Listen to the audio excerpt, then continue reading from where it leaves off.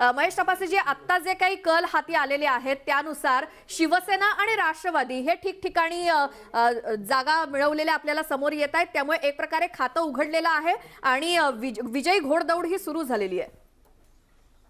नमस्कार। आज खरं तर निकालाचा दिवस आहे आणि अपेक्षाप्रमाणे निकाल येत आहेत। मंडणगड दापोली या दोन्ही विभागामधल्या ह्या परिसरामध्ये राष्ट्रवादी आणि शिवसेना यांनी आघाडी केली आणि सकारात्मक आघाडी झाली। कोकणामध्ये चांगल्या पद्धतीने रत्नागिरी जिल्ह्यामध्ये आघाडी केली आणि त्याचा निकाल आता यायला सुरू झाले। शिवसेनेची एक जागा लागली, एनसीपीची एक जागा लागली आणि तसंच साधारणपणे निकाल राज्यभरातही आपल्याला सर्वांच्या लक्षात येईल की मग बीड जिल्हा असेल, आमचा ठाणे जिल्हा असेल, या सगळ्या ठिकाणी एक सकारात्मक दृष्टिकोन आघाडीच्या दृष्टिकोनातून राहील। काँग्रेस, एनसीपी, शिवसेना स्थानिक पातळीवर ज्या ज्या ठिकाणी शक्य असेल त्या ठिकाणी महाआघाडी गठबंधन झालेलं आहे। काही ठिकाणी शिवसेनेसोबत झालं, काही ठिकाणी काँग्रेस सोबत झालं आणि मनोमिलन हे कार्यकर्त्यांचं, मतदारांचं व्यवस्थितपणे झालेलं आहे।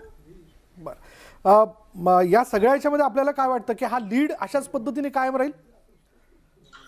दुपार होता होता आपल्या लक्षात येईल की साधारण आपण जर आकडा पाहिला तर जवळपास 106 नगरपंचायतीच्या निवडणुका आहेत राज्यामध्ये आणि ह्या सगळ्या निवडणुकीमध्ये लोकांनी फार उत्साहाने भाग देखील घेतला, कार्यकर्त्यांनी भाग घेतला। कोरोनाची लाट असताना देखील शेवटी एक संविधानिक कर्तव्य आहे जे प्रत्येक नागरिकाला पार पाडायचं आहे आणि राज्य पातळीवर तिन्ही पक्षाची जी आघाडी झाली आहे ती अतिशय सकारात्मक झालेली आहे। भारतीय जनता पार्टी एकाकी पडलेली आहे आणि एनसीपी, काँग्रेस, शिवसेना हे मोठ्या ताकदीने राज्यातल्या या 106 नगरपंचायतीमध्ये मोठ्या आकडा त्यांचा महाविकास आघाडीचा आपल्याला दिसेल। बरं, काही अपडेट येताना दिसते, ते अपडेट आपण आपल्या दर्शकांपर्यंत पोहोचूयात। अकोले नगरपंचायत, श्वेता, अकोले नगरपंचायत निवडणूक जी आहे, भाजप 4 जागेवर विजयी झाली आहे, राष्ट्रवादी काँग्रेस 1 जागेवर विजयी झाली आहे, काँग्रेस 1 जागेवर आणि शिवसेनेला 1 जागेवरती विजय मिळवता आलेला आहे। बोलूयात याचबद्दल। आपल्याबरोबर किशोर तिवारी आहेत, शिवसेनेचे नेते, त्यांच्याकडे आपण जाऊयात।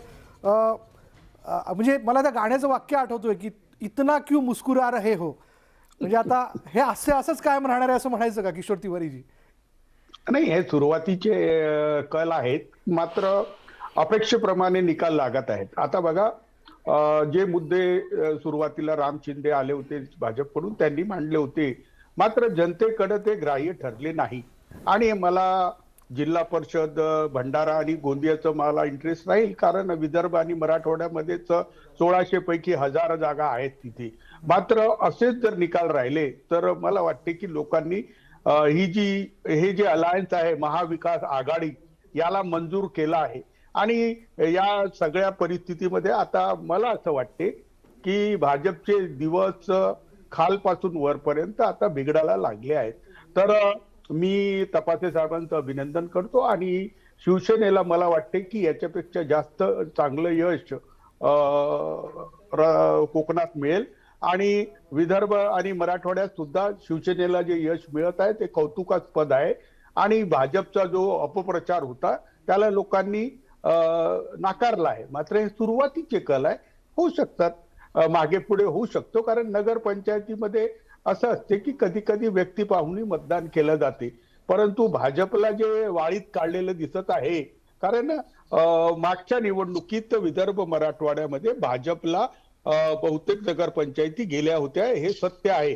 आणि आता ते काँग्रेस आणि राष्ट्रवादीकडे जात असतील तर भाजपला चिंतेचाच विषय आहे आणि भाजपनी विरोधक म्हणून कोणते मुद्दे फोकस करावे याच्यावर त्यांना विचारच करावा लागेल, कारण ज्या प्रकारचे मुद्दे ते फोकस करत आहे आणि ज्या प्रकारची प्रताडणा विदर्भातील किंवा मराठवाड्यातील किंवा ओबीसी नेत्यांना ईडी कडून देण्यात येत आहे, त्यामुळे मला वाटते आता तुमच्याकडे कल आले नाही, परंतु विदर्भ मराठवाड्यामध्ये तर भाजपला प्रचंड फटके बसतील विशाल, असं मला वाटते।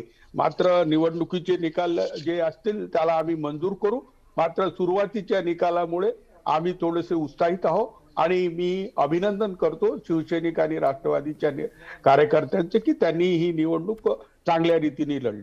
बरं, किशोर तिवारी, जसं तुम्ही म्हणालात की तुमच्याकडे अपडेट येते आणि आमच्याकडे अपडेट या संदर्भातलं येतंय, पुन्हा एकदा आपण आकडेवारी जाणून घेऊयात की सध्याला काय आकडेवारी समोर येताना दिसते। म्हाडा नगरपंचायतीचे निकाल समोर येत आहेत आणि तिथे कोणी आघाडी घेतली आहे पाहूयात. काँग्रेस तिथे 5 जागांवरती विजयी झाली आहे आणि आणखी काय काय निकाल येतात बघूयात. राष्ट्रवादीचे आमदार बबनराव शिंदे यांना मात्र धक्का मिळालाय आणि तिथे काँग्रेसनं तिथे आघाडी घेतलेली आहे. काँग्रेसच्या दादा साठेंच्या पारड्यामध्ये मतं मिळाली आहेत आणि माढा नगरपंचायतीचे हे निकाल समोर येत आहेत आणि तिथे काँग्रेसनं बाजी मारली आहे. आमदार बबन शिंदे यांचा हा अगदी हक्काचा मतदारसंघ मानला जातो आणि तसं बघायला गेलं तर अपेक्षित होतं की बबन शिंदे यांच्या जागा तिथून निवडून येतील असा दावा वारंवार प्रचाराच्या निमित्ताने ते करत होते, पण तसं काही इथे होताना दिसत नाहीये. काँग्रेसच्या दादा साठेंच्या पारड्यात ज्या आहेत त्या 5 जागा म्हणजे माढा मतदारसंघामध्ये माढा नगरपंचायत निवडणुकीमध्ये जर आपण पाहिलं तर 5 जागा ज्या आहेत त्या काँग्रेसच्या वाटेला गेलेल्या आहेत आणि राष्ट्रवादी काँग्रेसला जर आपण पाहिलं तर मोठा धक्का बसल्याचं आपण पाहतोय. आता एक्स्ट्राची महत्त्वाची बातमी आपण पाहतोय, पण त्याचबरोबर कवठे महाकाळबद्दल एक अपडेट येताना दिसते ते देखील जाणून घेतलं पाहिजे. ते या अर्थाने कारण रोहित पवार राष्ट्रवादी काँग्रेसमधला आर पाटील यांच्यानंतरचा त्यांच्या घरातला एक फार महत्वाकांक्षी चेहरा पुढे येताना दिसतोय, ज्याच्या नेतृत्वात तिथल्या नगरपंचायतीची निवडणूक पार पडत होती आणि तिथे राष्ट्रवादी काँग्रेसने 2 जागांवरती विजय मिळवल्याचं आता सुरुवातीचा अपडेट आपल्यापर्यंत येऊन पोहोचतं आहे. पण माढामध्ये मात्र राष्ट्रवादीची पिछेहाट झाल्याचं आपण पाहतोय, कारण काँग्रेसच्या पारड्यात 5 जागा गेलेल्या आहेत. तिथल्या दादा साठेंनी आपली रणनीती यशस्वी करून दाखवली असं आपण म्हणूया. आता माढानंतर आणखी कोणत्या ठिकाणचा तर राळेगाव नगरपंचायत निवडणुकीचे निकाल समोर येत आहेत. आता पटापट निकाल यायला सुरुवात झाली आहे. तिथे काँग्रेसचे 4 उमेदवार विजयी झाले आणि तिथे देखील काँग्रेसनं बाजी मारली आहे. 4 उमेदवार विजयी झालेत. राळेगाव नगरपंचायत निवडणुकीमध्ये काँग्रेसनं आपले 4 उमेदवार निवडून आणलेत. आपण जसं पाहिलं होतं की प्रत्येक ठिकाणी श्वेता त्या सोयीनुसार म्हणजे वैयक्तिक मतभेद पक्षभेद विसरून उमेदवारांनी तिथल्या पक्षांनी खरं तर आघाडी केली. काही ठिकाणी भाजप मनसे एकत्र, काही ठिकाणी शिवसेना राष्ट्रवादी, शिवसेना काही ठिकाणी एकटी, तर काँग्रेस बऱ्याच ठिकाणी स्वबळावरती लढताना आपल्याला बघायला मिळाली. आणि अर्थात याचाच अर्थ येणाऱ्या निवडणुकांची चाचपणी करण्याचा त्यांचा प्रयत्न आहे का असं एकूण म्हटलं जात होतं, तशी चर्चा होती. बरोबर. आणि जे निकाल समोर येत आहेत त्यावरून आता काँग्रेसनं सुद्धा काही ठिकाणी बाजी मारायला सुरुवात केलेली आहे.